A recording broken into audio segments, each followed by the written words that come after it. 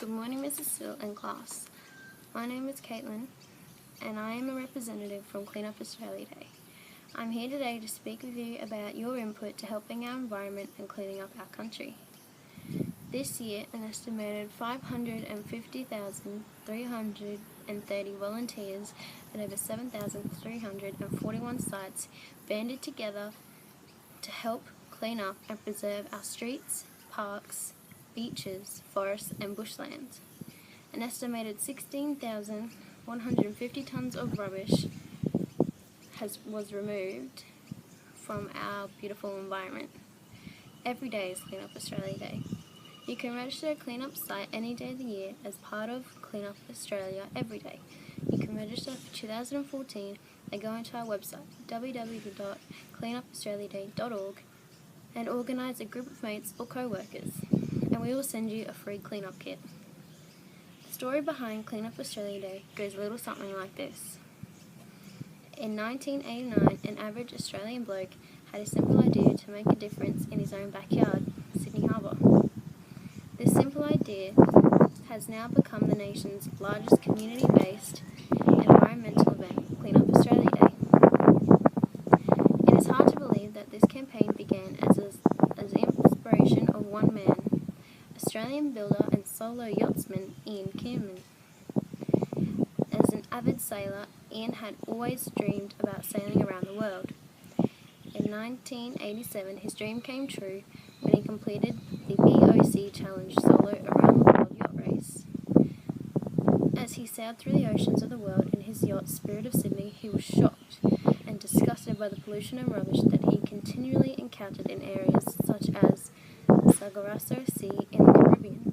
Having waited years to see the Sargasso's legendary long golden weeds, Ian's excited anticipation turned into anger and disappointment when he found them polluted and tangled with rubbish. The polluted state of the world's oceans motivated Ian to act. Once back in Sydney, Ian organised a community event with support of a committee of friends, including Clean Up co-founder Kim McKay. Clean Up Sydney Harbour. What happened after this is now well documented.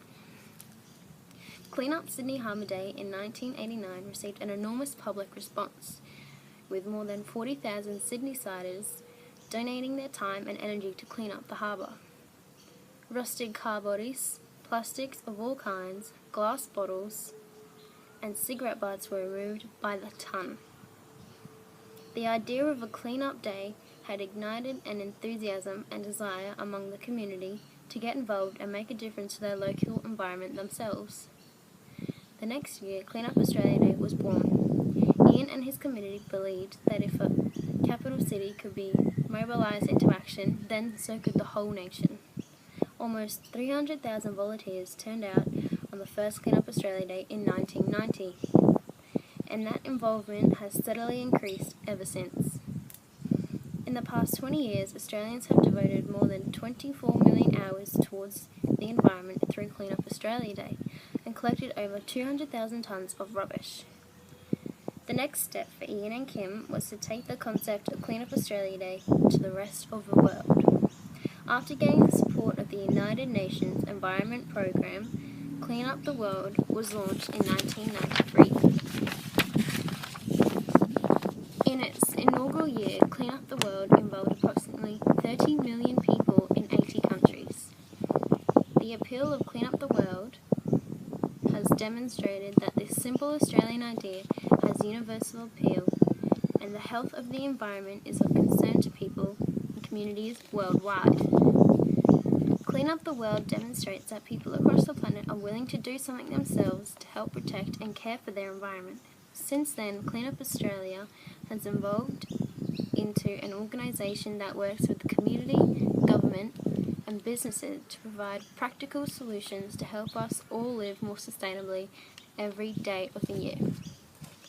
Leviticus 26:6. I will give peace in the land, and you shall lie down, and none shall make you afraid. And I will remove harmful beasts from the land, and the sword shall not go through your land. This Bible verse refers to the environment and how God created the world and how we should preserve it. So now you have the facts about our environment and what you can do to help this planet. Where and what will you be doing next Clean Up Australia Day? Thanks for listening.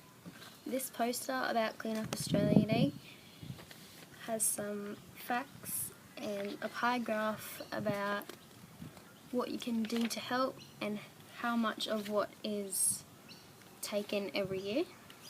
As you can see here, 24.6% of the rubbish collected was soft drink cans.